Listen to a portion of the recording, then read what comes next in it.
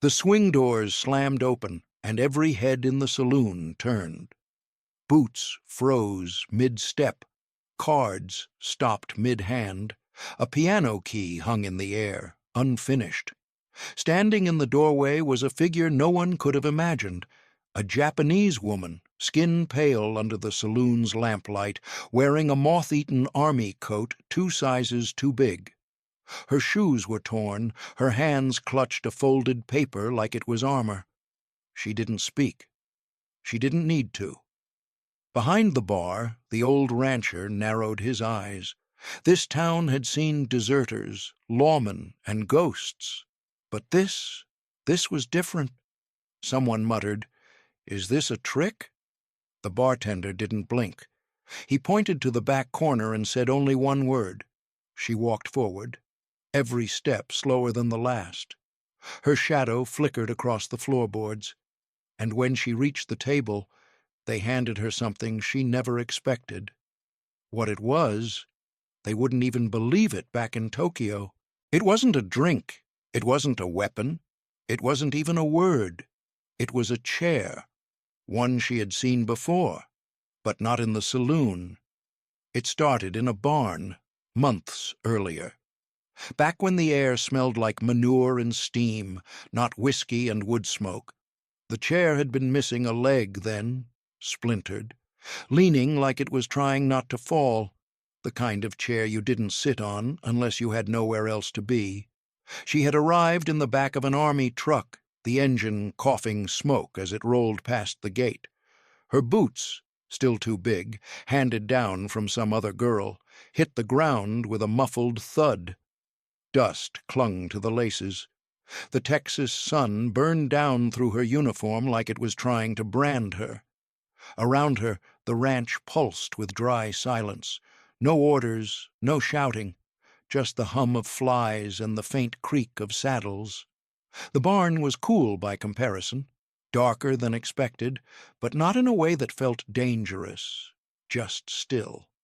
The scent of hay and iron filled her nose, and in the corner, next to a pile of baling twine and an empty feed sack, sat the chair.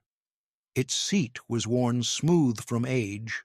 One back spindle was cracked, and the missing leg had been replaced, badly, with a stacked wedge of scrap wood. It leaned, just slightly, enough to feel unstable. She didn't sit at first, just stared. The shadow it cast looked like it had been burned into the wall. A cowboy had gestured toward it, wordlessly. He didn't speak Japanese, she didn't speak English, but she understood enough. Sit, stay, wait. So she did. Her knees bent slow, cautious. When her weight landed on the uneven frame, the wood groaned. She kept still. One hand pressed on her lap. The other braced the seat in case it collapsed. The silence inside the barn swallowed the sound. That first hour, no one spoke to her. One cowboy swept the floor, the bristles brushing past her boots without acknowledgement. Another leaned against a post, arms crossed, chewing tobacco like it might answer a question he hadn't asked. They looked at her the way one might glance at a caged animal. Not cruel, just uncertain what it might do. The chair became her anchor. She didn't leave it, not even to stretch. The leg wobble kept her still, spine straight, eyes forward. Her stomach growled, but no food came. She didn't expect it. Not yet. Outside the barn, a horse snorted. Somewhere further off, the clink of a water bucket echoed, followed by a laugh, too loud for her ears. The contrast carved something into her ribs, deep and sharp. The second day, they moved her to the far stall. But the chair came with her. A cowboy, older, slower moving, carried it like it mattered, like it wasn't trash. He set it down beside the wall, adjusted the scrap under the broken leg, and gave her a nod. Then he left. She sat again. Always the same way, ankles together, hands folded, the sound of boots on dirt floor passing behind her, never stopping, never speaking. By the fourth day, the chair had a name, Not one, anyone said aloud, but one she thought when she looked at it. Mine. Not because it was beautiful, not because it was stable, but because it was the only thing they gave her that didn't come with instructions or threat. The fifth day, one of the cowboys glanced her way longer than usual. Just a second, then turned. She noticed the way his eyes dropped, not in shame, but in recognition. She hadn't spoken since arriving. She didn't plan to, but something in the way he had looked at the chair, at her in it, had changed. The wood still creaked. The wedge still slipped sometimes when she shifted her weight. But she stopped adjusting it. She let it tilt, let the imbalance be part of her presence. Because even in silence, even in a barn thousands of miles from the ruins of Kyoto, that chair was proof. She existed. And someone had noticed. The next morning, before the boots came, before the sun reached over the edge of the roof slats, she bent down to tie the frayed lace of her right boot. Her fingers brushed straw, then burlap, then something else. It made a different sound, a whisper instead of a rustle. She froze. Beneath the bale of hay stacked behind the chair, wedged between splinters and shadow, was a piece of paper, thin, folded, edges blackened like it had once touched flame and survived. She pulled it out slowly, her hands trembling as if expecting it to vanish. The paper was brittle in places, soft in others, like old silk soaked and dried too many times. Her thumb smeared a spot of ash near the bottom. There, beneath a loop of scorched kanji, was a single name, her mother's. The barn seemed to hold its breath. The scent hit her next. Not the paper, not exactly, but what it carried. The burned ink and dust lifted something deeper, steam rising from a pot of miso on a morning when her mother had hummed an off-key tune about plum blossoms. The same scent she'd smelled the day a soldier knocked on their door. Her shoulders tightened, and her fingers clenched the page before she could stop them. She sat down hard on the chair, the repaired leg thudding once against the dirt floor, then settling. The paper shook in her grip. It wasn't legible, not all of it. Rain or fire had smudged the lines into a language of ghosts. But here and there, shapes formed, a mountain's name, a childhood street, the word for winter. She held it closer to her nose, breathing in deeply through her mouth. There was no cologne, no perfume, just old ash, hay dust, and something faint, maybe the oil of skin it once passed through. A smudge of black clung to the pad of her thumb. She wiped it against her trouser leg, but the mark stayed. Her stomach clenched, a tight twist low beneath the ribs, the kind she used to get when hunger met memory. She folded the paper once, then twice, then a third time, slow and sharp along the creases. With both hands she lifted the edge of the chair. The frame groaned against her movement. She didn't care. She placed the folded square beneath the wobbling leg, nudging it into the hollow where the wedge of scrap wood no longer quite fit. It disappeared into the space like it belonged there. When she released the chair, it settled unevenly again, no more or less stable than before, but now it stood over something hidden, something hers. She sat straighter, shoulders tight, hands resting flat on her thighs. A rooster called outside. A distant hammer struck metal near the stables, and from across the yard, boots crunched slowly in the gravel. A cowboy passed the open barn door, glanced in, and kept walking. She didn't move. The letter beneath her, the burned paper with her mother's name, pressed lightly against the dirt, pinned in place by the broken leg of a chair that was barely upright. That night, when the wind shifted and the barn creaked like an old ship at sea, she didn't lie down. She stayed on the chair, unmoving, The paper whispered beneath her, rustling with every shift in the wind. She didn't touch it again. Not that night, maybe not for days. But she knew it was there. Not a weapon, not a relic. A secret altar beneath a broken leg. And that, more than warmth, more than food, was the first thing she'd owned since the war began. The next morning, the barn doors slammed open without warning. Wind surged in behind the noise, dry and full of grit, and a sheet of dust rolled across the floor like smoke. She squinted through it, pulling the coarse edge of her scarf up over her nose. The fabric scratched against her cheeks, stiff with old sweat and hay dust. The wind carried the sharp scent of manure, sun-baked leather, and the far-off sting of metal on metal from the forge. The ranch hands rode out just after sunup, a blur of hooves and shouts and saddle creaks fading toward the fields. Their departure was loud, but brief, like thunder that forgets to echo. Then came the quiet. She stayed seated. The chair trembled beneath her, one leg grinding against the dirt where the letter lay hidden. It groaned when she shifted her weight, the crack in the backrest deepening with each lean. Still she did not rise.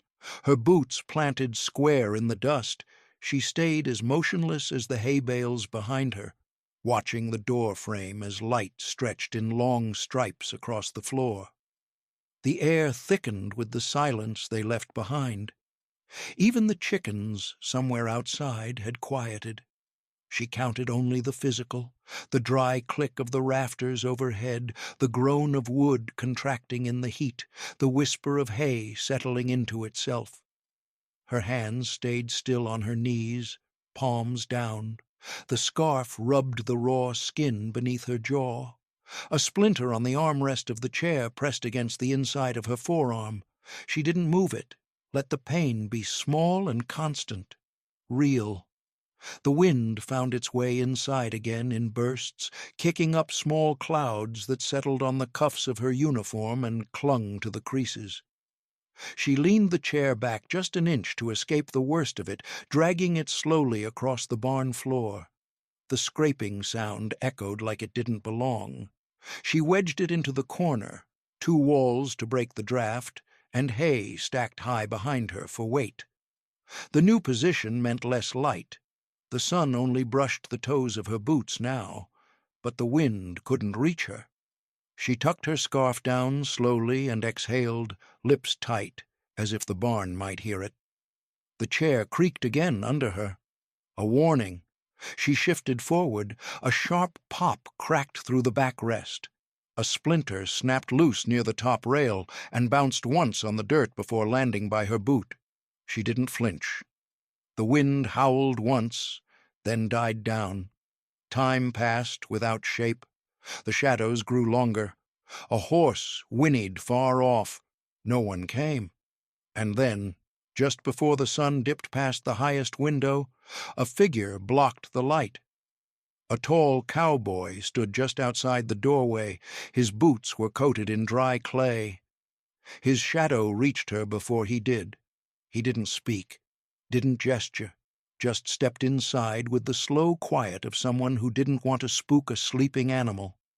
In his hands was a folded wool blanket, gray, thick, the kind that smelled like iron and storage. He didn't offer it. He didn't even look at her. He walked to the stall post nearest the chair, draped it over the wooden beam, and turned without pause. The soles of his boots made soft, rhythmic thumps across the barn floor. When he left, the light returned. Dust swirled once more in his wake. She didn't touch the blanket. Not yet. But her eyes lingered on its edge. The way it dipped, heavy with warmth. The way it looked untouched. And beneath her, the broken chair groaned once more, still unbalanced, still standing, still hers. The next day, she turned the chair over, slowly, methodically. The legs scraped against the barn floor, leaving twin lines in the dust. She knelt beside it, knees pressed into the packed earth, and ran her fingers along the damaged leg. The wood felt soft near the base, damp in places where the dirt clung to it, and splintered where the makeshift wedge had shifted too many times. She pulled something from the pocket of her coat, a rusted nail, bent near the tip. She'd found it days ago beside the chicken coop, half buried in straw. It wasn't straight, it wasn't clean, but it was metal, and it was hers. Her thumb rubbed it back and forth, feeling the catch where the curve began. Positioning the chair with her foot, she placed the nail into a crack along the joint and pressed it in with the heel of her palm. The chair creaked. She leaned harder, bracing it against her thigh, pushing with steady pressure. The wood gave a small groan, deep, like something exhaling, and the nail held. Behind her the barn door creaked. She didn't turn. Her hands stayed on the chair, pressing the joint tighter. She heard the boots step inside, lighter than the others. Not the older men. This one was younger. No spurs. The sound of soft leather soles brushing dirt. She paused. A shadow stretched across the barn floor. Then, metal against metal, a tin cup. She turned her head slightly. He stood a few feet away, holding the cup with both hands. Steam rose in faint curls from its surface. The scent hit her nose. Iron, wood smoke, faint traces of mint or something like it. He extended the cup toward her. She didn't move. The scent twisted inside her chest. Her lips parted just enough for breath to escape, but her hands stayed on the chair, gripping the side rails. Her knuckles white. He didn't speak, just waited. Seconds passed, like minutes. Finally, he stepped forward, knelt beside her, and placed the cup, gently, on the seat of the chair. The old wood let out a small creak under its weight. Then he stood, turned, and walked away. His footsteps faded. The barn quieted again. She reached for the cup with one hand, slow and cautious, as if it might vanish. The rim was warm, smooth. She brought it to her lips. The first sip scalded her tongue. She pulled back, blinked hard, then sipped again. Slower this time. The warmth spread down her throat, into her chest, settling low in her belly. When it was empty, she placed it back on the seat, and only then did her fingers reach again for the chair's joint. She pressed. The nail didn't budge. For the first time, she shifted the leg, testing the weight. It held. She rolled up her sleeves and leaned in. The barn filled with small sounds, wood rubbing against wood, breath catching, a quiet grunt as she adjusted the chair's frame with her knees. Her fingers turned black with dust. She ran them along the edge of the backrest, smoothing the cracked spindle with the pad of her thumb. By midday, the young cowboy returned. This time he carried a leather tool roll. He didn't say anything, just knelt beside her, unrolled it slowly, revealing a claw hammer, a stubby chisel, a loop of twine, and 3 clean nails. All straight, all silver. She looked at the tools, then at him. He nodded once, eyes steady. She reached out, chose one nail, and fitted it into the second joint. He handed her the hammer, handle warm from his palm. They worked without speaking. By sundown, the chair stood upright. No wobble, no groan. She sat down. The frame didn't flinch, and for the first time, neither did she. The next morning, the chair met the sunlight. She dragged it out of the barn with both hands, legs scraping over the dirt like sled rails. Dust lifted behind her boots in slow spirals. At the edge of the corral, under a crooked beam of shade from the awning, she set it down. The barn creaked behind her, empty for the moment. She turned the chair on its side, bracing the backrest against her knee. The patched leg still held, but the grain near the base had begun to split again. Too dry, too old. She wiped a palm across her forehead and ducked into the tack room. The scent hit her first. oiled leather, horse sweat, tobacco shavings. She ran her fingers across a wall hook lined with rein straps and girths. Hanging near the back was a length of thin, flexible leather. Not new, creased, stiff at one end, but whole. She tugged it free and looped it over her shoulder. Back at the chair, she wrapped it tight around the damaged leg. Her hands worked quickly, the way they had in the hospital laundry in Nagoya. Pull, twist, knot. Each pass squeaked faintly as the leather cinched over wood. She bent low, tugged the ends together with her teeth, and tied a final knot at the base. The chair stood still when she let go. She didn't smile. She didn't nod. But she did lift her hand and press the top rail once, firmly, just to feel the weight take. By midday, 2 cowboys passed near the fence post. One tipped his hat, the other paused, nodded in her direction, and said it under his breath. "Ma'am." Not loud, not mocking, just that, a placeholder, the only word he had. She didn't respond, but her grip on the armrest eased. The chair stayed outside the rest of the day, a sun-bleached sentinel in the dust. She sat in it through afternoon heat, wiping sweat from the inside of her elbow with a rag and adjusting the shade as the sun moved westward. A few girls from the quarters passed by on their way to the coop. One looked at the chair, then her, then looked away. That evening a pot clanged in the cookhouse. The wind carried the scent to the barnyard. Onions, broth, something meat-heavy that made her jaw tighten.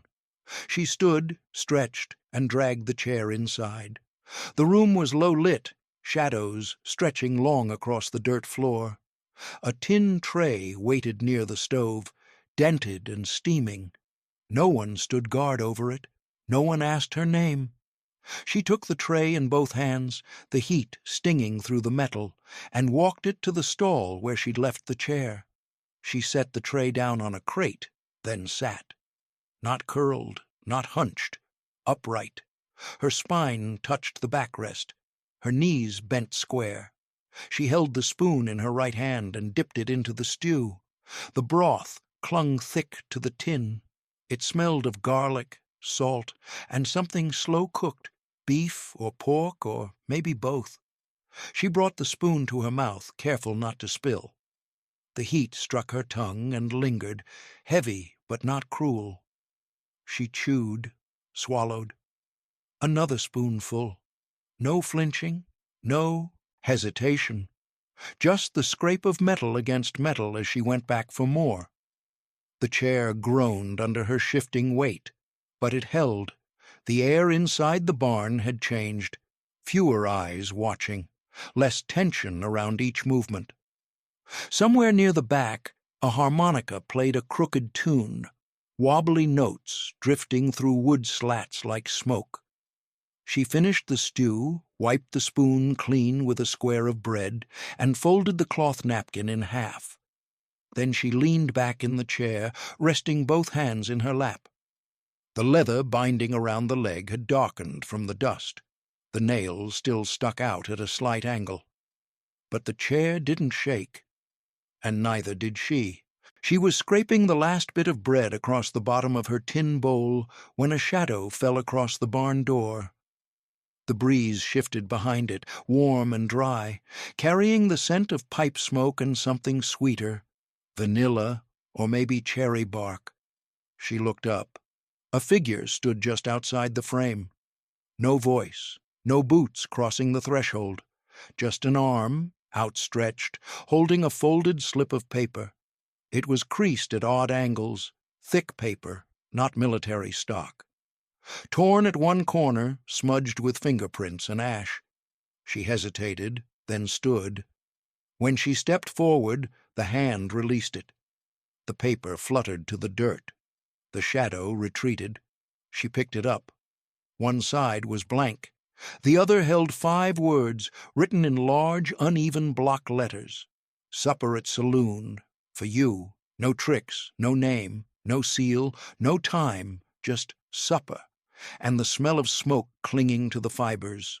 She read it again, then again, each word too simple to mistranslate, but still somehow hard to believe. She didn't burn it. She didn't throw it away. Instead, she tucked it under the tin bowl and sat down in her chair, upright, arms folded across her lap. The sky turned red behind the barn's slats. Shadows stretched long across the straw. She didn't sleep. All night the paper stayed under the bowl. She watched it without watching, eyes half-lidded, breath shallow. At one point a rat scurried along the rafters. Later, wind rattled the old hinges on the stall door. She didn't move, just sat in the chair like it was armor. By morning, her knees ached. She stood before the sun crested the hill and pulled the chair into the center of the barn. Its frame caught the new light like a sculpture, casting hard shadows across the dirt. She leaned her weight on the arms, pushed gently side to side. No groan, no shift. The leg, wrapped tight in worn leather, held. She pressed her palm flat to the seat. It was warm from the sun already. She traced the smooth edge with her fingers, then turned and walked to the corner. From under the loose floorboard, she pulled out the cloth bundle. Inside, wrapped carefully in a frayed kerchief, was the half-burned letter, the one with her mother's name. The ash had faded slightly, but the scent still lingered. Burnt paper, old ink, and something faintly sour, like smoke left out in the rain. She folded it once more, slower this time, smoothing the edges before wrapping it tight again. Then she tucked the bundle into the inner pocket of her jacket, between the lining and her chest. She checked the paper invitation one more time. The words hadn't changed. Outside, horses snorted near the paddock. Chickens clucked in half-sleep. A bell rang faintly from the far end of the ranch. Somewhere, a man's voice called out a name, not hers.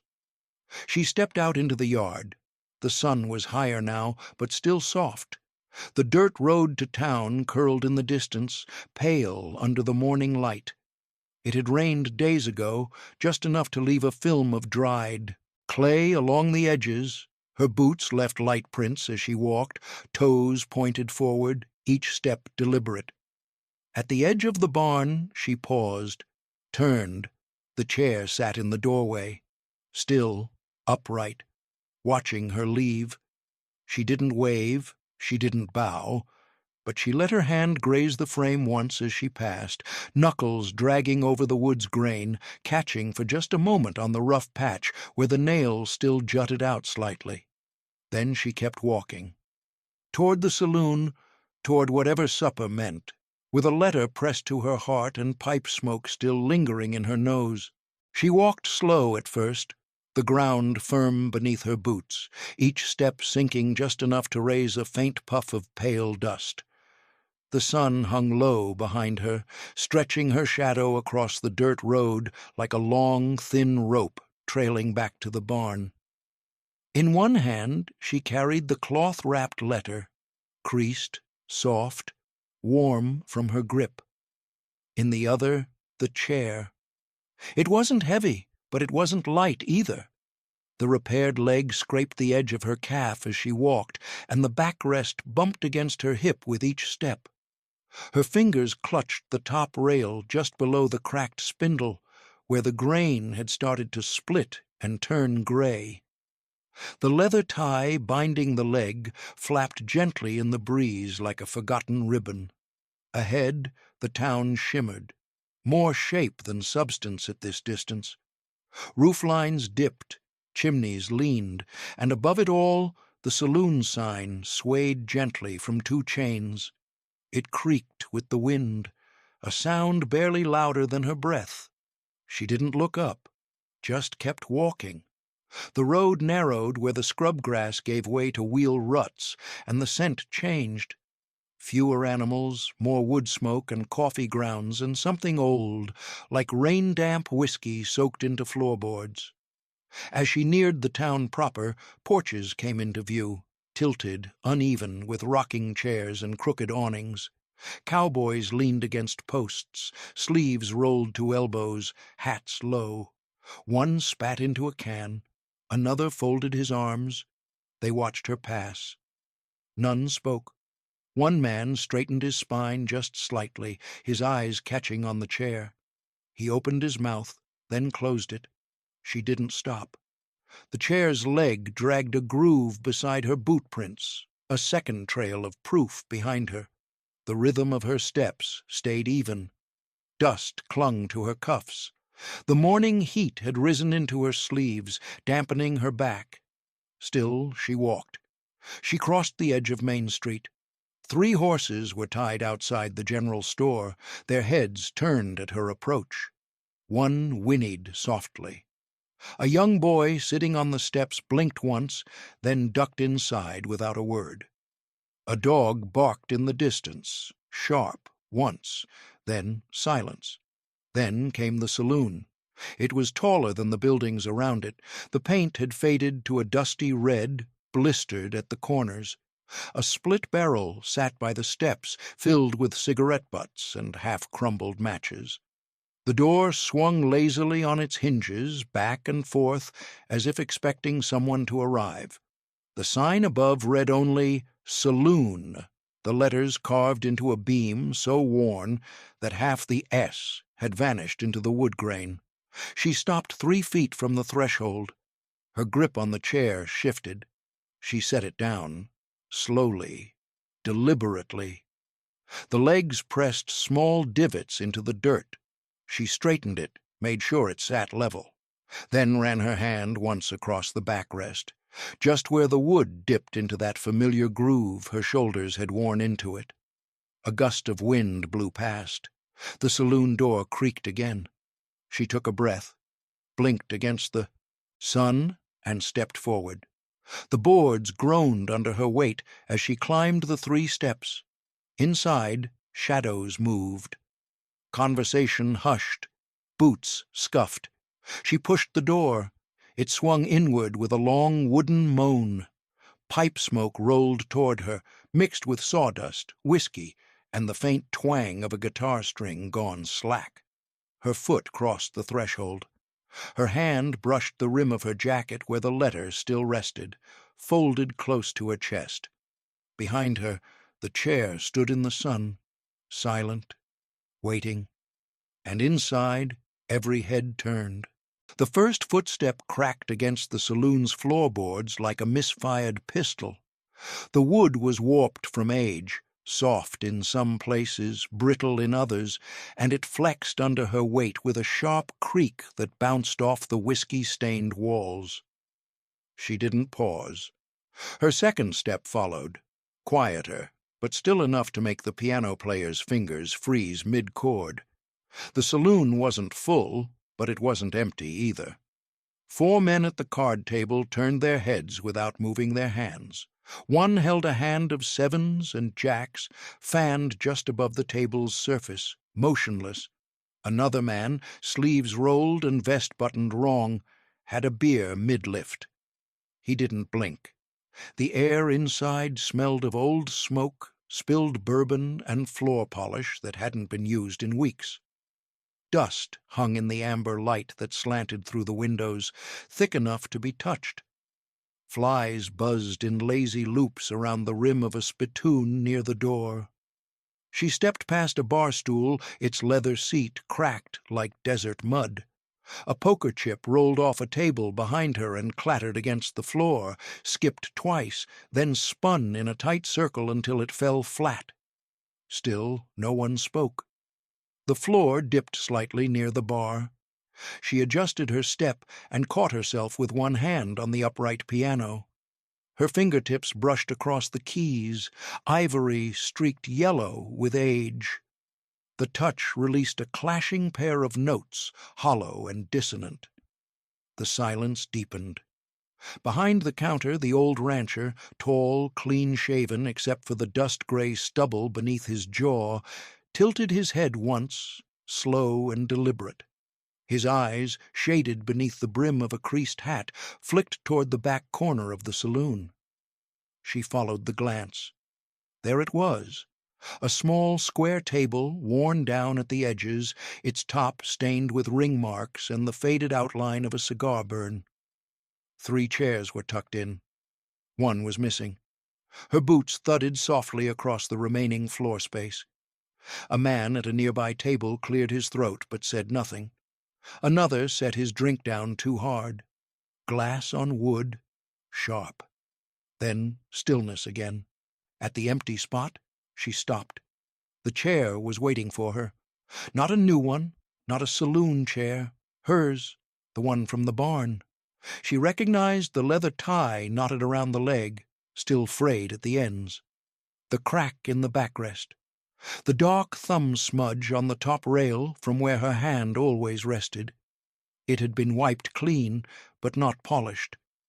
Dust still clung to the grain. The wood looked darker here, under oil lamplight, like old teak soaked in tea. She turned her body square to the table. One hand slid along the armrest, the other gripped the back rail. She lowered herself slowly, spine straight, knees bent with control, and let her weight settle into the seat. The chair held. No wobble, no groan. She didn't flinch. She didn't glance around. She sat upright, palms resting gently on the table's edge, the cloth-wrapped letter still tucked into her coat's inner pocket. The seat beneath her was familiar, the faint curve in the wood pressing against the back of her thighs, the uneven ridge of the patched leg balanced under her heel. One of the cowboys at the bar raised his glass half an inch. No words, no toast, just the motion. The old rancher scratched his jaw, leaned back and began to hum, low, tuneless, almost absent-minded. She wasn't handed a menu. No food arrived, no questions asked, but she was seated, not standing in the doorway, not waiting in the shadows, and the chair, her chair, sat level beneath her. She wasn't a guest. She wasn't a prisoner. She was there, equal, present, seen. The bartender reached beneath the counter, slow and without ceremony.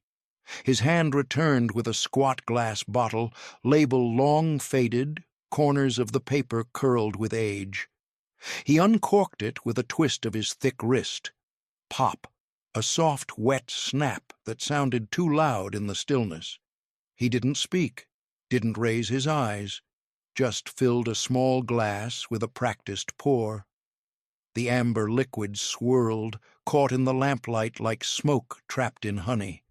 The smell carried first, oak, heat, and the sharp tang of corn mash. He set the glass down in front of her, just close enough for her to reach without stretching. Then he stepped back. A boot scuffed. A chair leg scraped softly. Then, without signal or instruction, glasses began to rise across the room. Tin cups, chipped mugs, crystal tumblers, each lifted slowly, arms bent, hands steady. No one spoke, no names called, no jokes shouted over the silence. But the sound came anyway, a soft rhythmic beat, the heels of boots tapping the floor. Not loud, not fast, just one, then another, like horses pacing in a corral. She looked at the glass. The rim was thin. The bourbon inside rippled slightly from her breath. She reached out, fingers curled, hesitant. Her hand hovered for a moment, then closed around the base. The glass was cool, heavier than it looked. She brought it to her lips. Her hand trembled just once, but she didn't set it down. The first sip was fire. It burned from the back of her tongue to the pit of her belly. She blinked, the sensation drawing water to her eyes, but she didn't cough. She let the glass rest against her lower lip for another breath, then placed it gently back on the table. The boots stopped tapping. The silence that followed wasn't the same as before. It held a kind of tension, a breath held between strangers. Then a sound slid across the table, wood on wood, a soft scrape. She looked down, a harmonica, scuffed chrome, one side dented, a strip of red cloth tied around the end like a marker. It wasn't brand new, there was dust in the seams, but it had been wiped clean. The edge still caught the light. Someone had placed it on the table without a word, not in challenge, not in demand, but as a question. She lifted it with both hands. It was light, lighter than the bourbon glass, the metal cool against her fingers. She turned it once, found the mouthpiece, brought it slowly to her lips. One note, not a song, not even a scale, just a single breath through the wrong hole. It came out sharp, too high, a warble at the end. Then, laughter. Not cruel, not loud, not erupting, but warm. A burst from the far side of the bar. Then another, the kind of laughter that breaks tension like thunder breaks heat. The old rancher slapped his hand against his thigh once. The card players leaned back in their chairs. One of them reached for the bottle and refilled his glass. She lowered the harmonica, smiled, but only slightly. The red cloth fluttered in her fingers as she set it on the table. Outside, the saloon sign creaked. The sky had turned from gold to gray-blue, and lamps flickered along the porches. Her chair creaked, too, but not from weakness. It creaked like it belonged there, like it had always belonged there. When she stood, the legs of the chair scraped softly against the floorboards, leaving a faint, chalky arc where dust had gathered beneath it. The wood didn't wobble. The leather tie had been replaced, she noticed.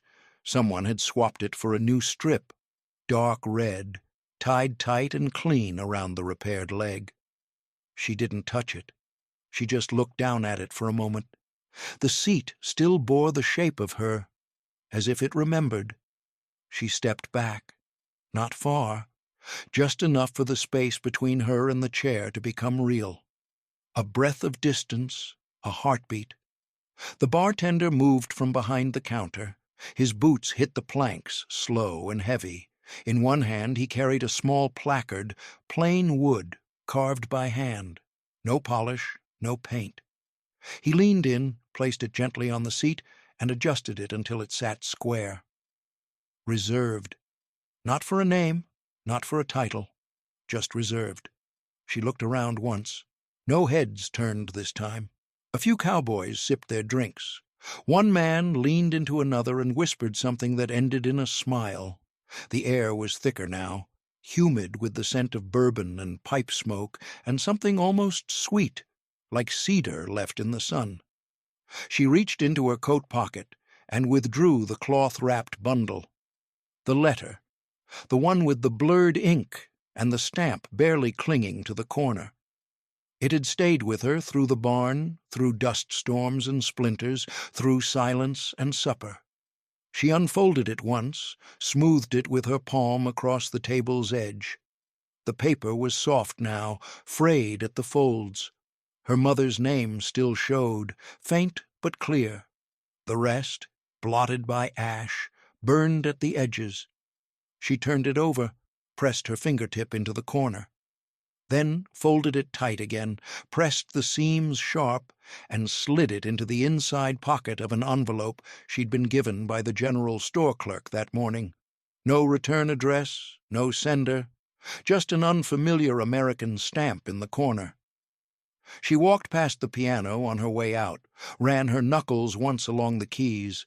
They responded with a whispering clink, low and dry. The saloon door creaked open with her push.